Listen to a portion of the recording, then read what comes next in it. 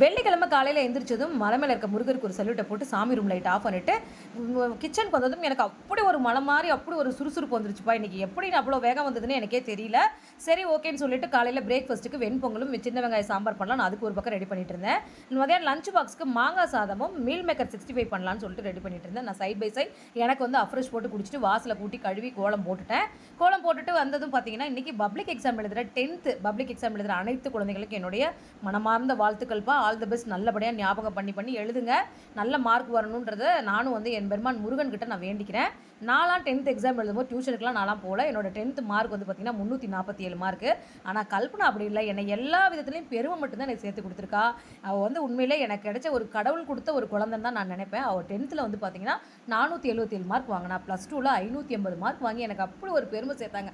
பெத்த வயிற்றுல பாலை வாத்த மாதிரி அவ்வளோ நல்லா பண்ணா. என் பிள்ளையால் எனக்கு எப்பவுமே பெருமை தான். ஓகேங்க, பாய்ங்க.